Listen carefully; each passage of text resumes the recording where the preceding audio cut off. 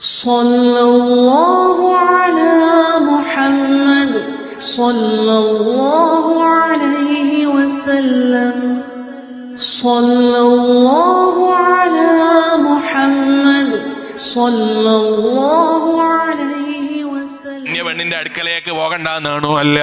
വലാ തഖറബുസ്സിനാ, വ്യഭിചാരത്തിലേക്ക് അടുക്കാൻ തന്നെ പാടില്ല എന്ന് പറഞ്ഞാൽ വ്യഭിചാരവുമായി ബന്ധപ്പെട്ടുണ്ടാകുന്ന ഏതൊക്കെ പ്രയാസങ്ങളിലേക്ക് എത്തിക്കുന്ന, വ്യഭിചാരത്തിലേക്ക് എത്തിക്കുന്ന ഏതൊക്കെ വസീലകളുണ്ടോ, ഏതൊക്കെ മാർഗങ്ങളുണ്ടോ, അതിലേക്ക് തന്നെ നീ അടുക്കാൻ പാടില്ല എന്നാണ്.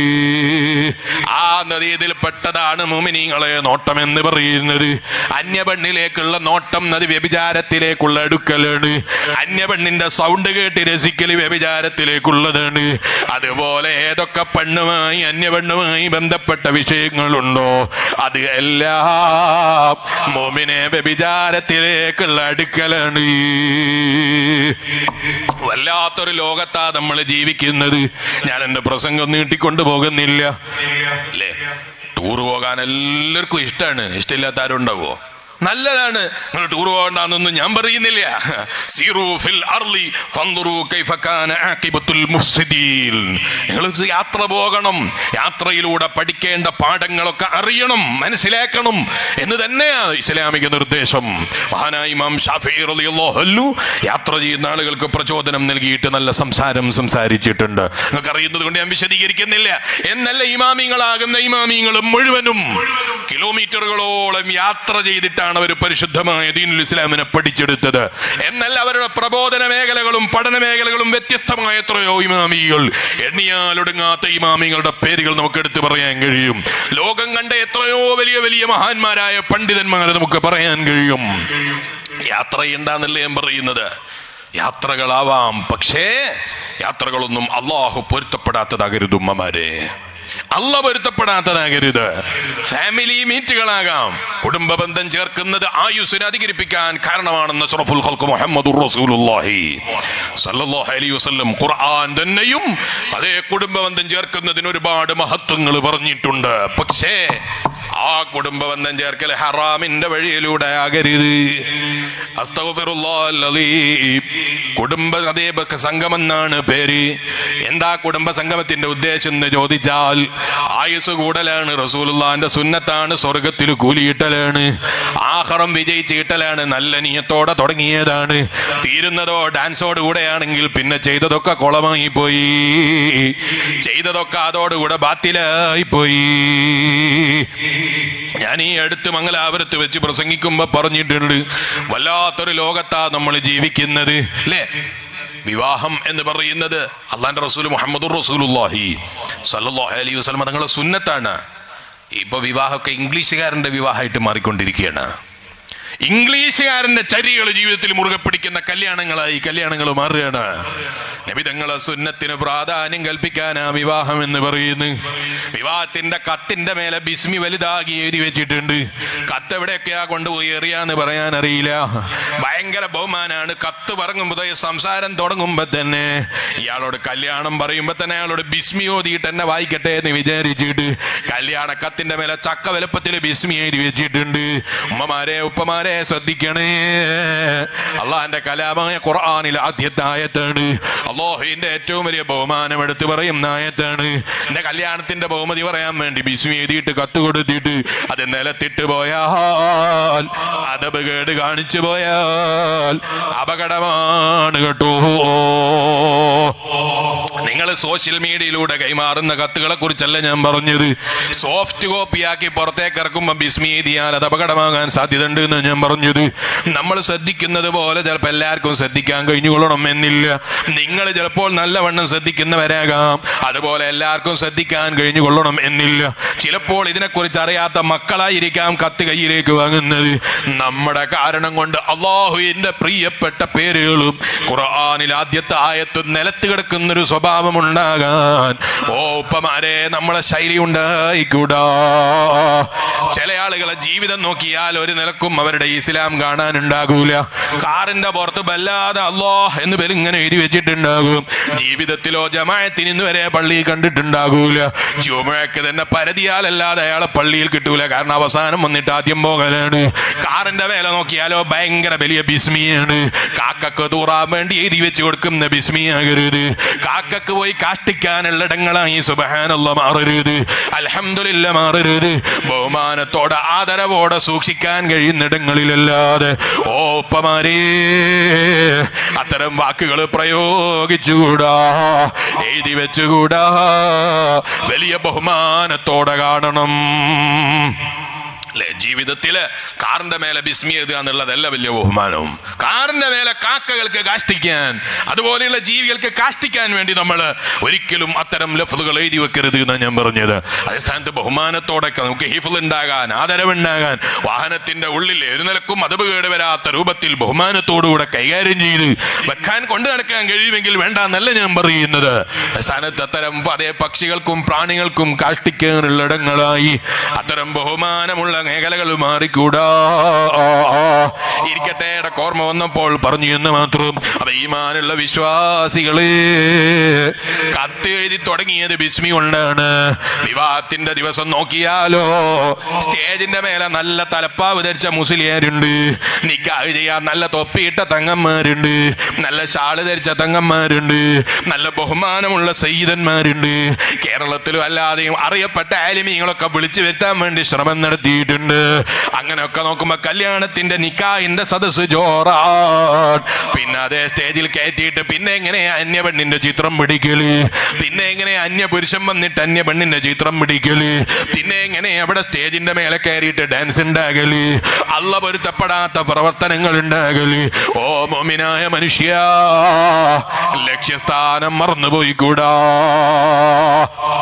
നിക്കാഹ് എന്ന് പറഞ്ഞാൽ ദാലിക മിൻ സുന്നത്തി. അല്ലാഹുവിന്റെ റസൂൽ മുഹമ്മദുർ റസൂലുള്ളാഹി, അല്ലാഹുവിന്റെ റസൂൽ മുഹമ്മദുർ റസൂലുള്ളാഹി സല്ലല്ലാഹു അലൈഹി വസല്ലം പറയാണ്, അത് എന്റെ സുന്നത്താണ്. സുന്നത്തി, അത് എന്റെ ചര്യയിൽപ്പെട്ടതാണ്. പോരാ, ഹബീബ് നബി സല്ലല്ലാഹു അലൈഹി വസല്ലം നിങ്ങൾ മറ്റൊരിടത്ത് പറഞ്ഞു, നിങ്ങളെ ദീനിന്റെ 1/3 ഭാഗം പൂർത്തീകരിക്കാൻ ആ നിക്കാഹ് കാരണമാണെന്ന് നബി മുഹമ്മദുർ റസൂലുള്ളാഹി സല്ലല്ലാഹു അലൈഹി വസല്ലം. ചെറുപ്പക്കാരെ, നമ്മളെ വിവാഹം ഇതിനാണോ? അല്ല, ഇംഗ്ലീഷുകാരൻ കാണിച്ചു തന്ന വിവാഹമാണോ? ഇംഗ്ലീഷുകാരന്റെ വിവാഹം നിങ്ങൾക്ക് അറിയില്ലേ? ഞാൻ പറയണ്ടില്ലല്ലോ. 3 മക്കളായി, കല്യാണം കഴിഞ്ഞിട്ടില്ല. 4 മക്കളായി, വിവാഹം ഇതുവരെ തീരുമാനിച്ചിട്ടില്ല, വിവാഹം തന്നെ തീരുമാനിച്ചിട്ടില്ല. പിന്നെ എങ്ങനെ വലിയ മക്കളായത്? അത് എന്നോട് ചോദിക്കണ്ട, നീ അവരോടൊന്ന് ചോദിച്ചു നോക്ക് അല്ലേ. 3 മക്കളായി, 4 മക്കളായി, പിന്നെ എപ്പോഴാ വലിയ ഇവരെ നിക്കാഹ് നടക്കല്? എനിക്കറിയില്ല, കബറിന്റെ ഉള്ളിൽ നിന്നാണോ നടക്കല്, അല്ല എവിടുന്നാ നടക്കല്? അവരുടെ സംസ്കാരമാണ്, ഞാനത് പഠിക്കേണ്ട ആവശ്യമില്ലല്ലോ. മുസ്ലിമിന്റെ സംസ്കാരം എന്ന് പറയുന്നത് മക്കളായിട്ട് വിവാഹം കഴിക്കലാണോ, അല്ലെങ്കിൽ മക്കളാകാനുള്ള പണികളൊക്കെ എടുത്തിട്ട് വിവാഹം കഴിക്കലാണോ മുഅ്മിനായ മനുഷ്യന്റെ നിക്കാഹ് എന്ന് പറയുന്നത്? ഓ ചെറുപ്പക്കാരെ, എന്റെ വയല് കേൾക്കുന്ന വിവാഹം കഴിയാത്ത ചെറുപ്പക്കാരികളായ പെങ്ങന്മാരെ, ഒരിക്കലും അല്ലാഹുവിന്റെ റസൂൽ മുഹമ്മദുർ റസൂലുള്ളാഹി സല്ലല്ലാഹു അലൈഹി വസല്ലം തങ്ങൾ പറഞ്ഞ സുന്നത്താണ് ജീവിതത്തിൽ മുറുകെ പിടിക്കാൻ നിങ്ങൾ ആഗ്രഹിച്ചതെങ്കിൽ ഒരു വട്ടം പോലും വിവാഹം കഴിയാതെ, മുസ്ലിയുടെ വിവാഹം എന്ന് പറഞ്ഞാൽ എന്താ? നിക്കാഹ്, അതാണ് വിവാഹം എന്ന് പറയുന്നത്. നിക്കാഹ് കഴിയാതെ നീ അവന്റെ കൂടെ വണ്ടിയിൽ കയറുന്ന സ്വഭാവം, അവന്റെ കൂടെ ബൈക്കിൽ യാത്ര ചെയ്യുന്ന സ്വഭാവം, അവന്റെ കൂടെ കോഫി ഷോപ്പിൽ ഇരുന്ന് കഥ പറയുന്ന സ്വഭാവം ഇസ്ലാം അനുവദിച്ചിട്ടില്ല. അപ്പൊ മൊയ്ലിയാരെ കോഫി ഷോപ്പിൽ ഇരിക്കുമ്പോഴത്തേക്ക് ഇസ്ലാം ഒന്ന് പുറത്തായി പോവോ? അങ്ങനെയൊന്നും ഞാൻ പറഞ്ഞതിന് അർത്ഥമില്ല. നിങ്ങൾ ആദ്യത്തെ കാണൽ വേണേ കോഫി ഷോപ്പിൽ ഇരുന്നോളി. ആ ഇരുത്തം നിങ്ങൾ കോഫി ഷോപ്പിലോ അല്ല നിങ്ങളെ വീട്ടിലോ എവിടെയാണോ നിങ്ങളുടെ കുടുംബവുമായി ചർച്ച ചെയ്തിട്ട് നിങ്ങൾക്ക് പറ്റുന്ന സ്ഥലം തിരഞ്ഞെടുത്തോളൂ. ഇന്നത്തെ കാലത്ത് നിങ്ങൾക്ക് അത്തരം മോടിയൊക്കെ വേണ്ടാന്നല്ല ഞാൻ പറയുന്നത്. പക്ഷെ അന്യ പുരുഷനും അന്യ സ്ത്രീകളും കലരുന്ന സ്വഭാവം ഇസ്ലാം ഒരിക്കലും നമുക്ക് അനുവദിച്ചിട്ടില്ല. പിന്നെ പുതിയാപ്പിളല്ലേ വലിയാരെ, അയാളല്ലേ വിവാഹം കഴിക്കുന്നത്, പിന്നെ ആരാ ഇവളെ കാണേണ്ടത്? അവൻ വിവാഹം കഴിക്കുന്നു എന്നതിന് അവൻ ഒരു വട്ടം അവളെ കാണാൻ അവസരമുണ്ട്. ഒരിക്കലോ ചെറുപ്പക്കാരാ അവളെ കയ്യിൽ മോതിരിട്ട് കൊടുക്കുക എന്നുള്ളൊരു നടപ്പ് ഇസ്ലാമിലില്ല. അവളെ കയ്യിൽ സ്വന്തം കൈ കൊണ്ട് ഭർത്താവാകാൻ പോകുന്ന ആളാണ് ഞാൻ എന്ന് പറഞ്ഞിട്ട് കയ്യിൽ മോതിരം ധരിപ്പിച്ചു കൊടുക്കുന്ന പരിപാടി ഉണ്ടല്ലോ, അത് ഇസ്ലാമികമല്ല.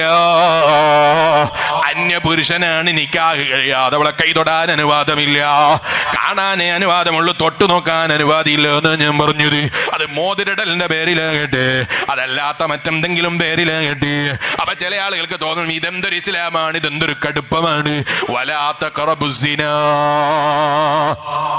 വ്യഭിചാരത്തിന്റെ വഴിയിലേക്ക് നിങ്ങൾ അടുക്കാൻ തന്നെ പാടില്ല എന്നാണ് ഇസ്ലാമിന്റെ നയം. ഇത് മുസ്ലിമീങ്ങളോടുള്ള നയമാണ്. ഇത് കേട്ടിട്ട് വേറെ ആർക്കും കൃമി കടിക്കേണ്ടതില്ല.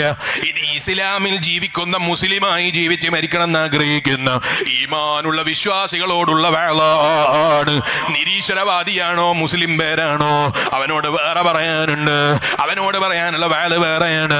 അങ്ങനെയുള്ളവ മുന്നിൽ വരുമ്പോൾ അവനോട് പറയാം. ഇത് ഈമാനുള്ള മോമിനികളോടുള്ള വാക്കാണ്.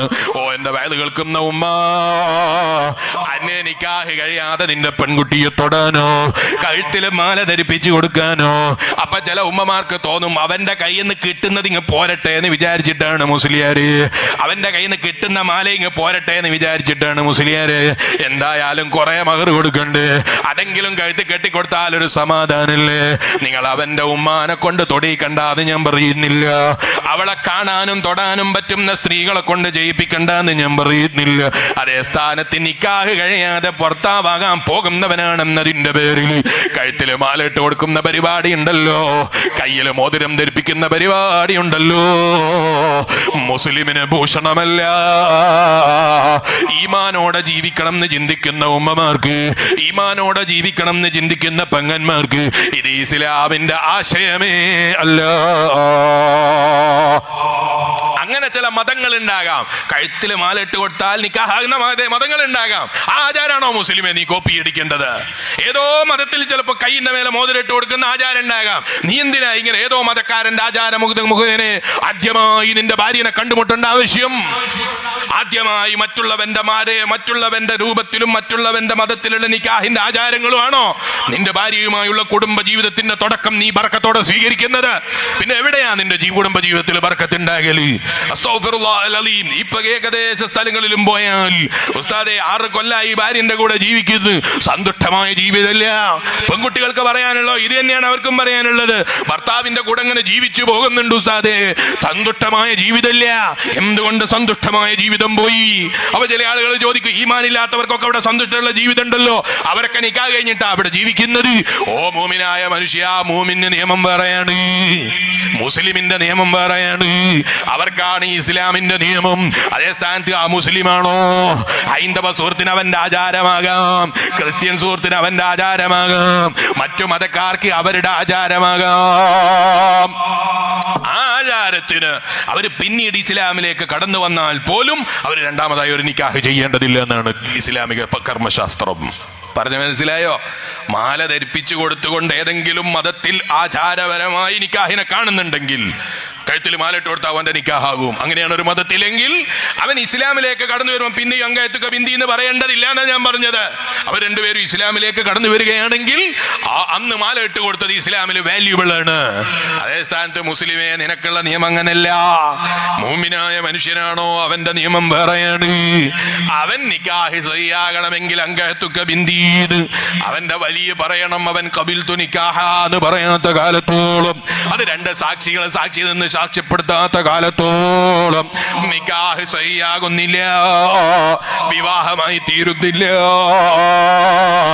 ഇസ്ലാമിന്റെ കർമ്മശാസ്ത്രം അനുസരിച്ച് ഇസ്ലാമികമായ കല്യാണം നടക്കണമെങ്കിൽ ഈ നിക്കാഹ് കഴിയാത്തൊരു വിവാഹം ഓ ഉമ്മമാരെ നമ്മളെ മക്കൾക്ക് അനുവദിച്ചു കൊടുത്തുകൂടാ. ഇപ്പൊ ചില ഉപ്പമാർക്ക് പറയാനുള്ളത്, ഞങ്ങളൊന്നും പറഞ്ഞാൽ കേൾക്കുന്ന മക്കളല്ല മുസ്ലിംര്, പിന്നെ എന്തിനാണോ നീ ചെലവിന് കൊടുത്ത് വളർത്തിയത് എന്ന് എനിക്കറിയാത്തത്, എന്തിനാ നീ എത്ര മക്കൾക്ക് പിന്നാലെ നടന്ന് ജീവിച്ചത് എന്ന്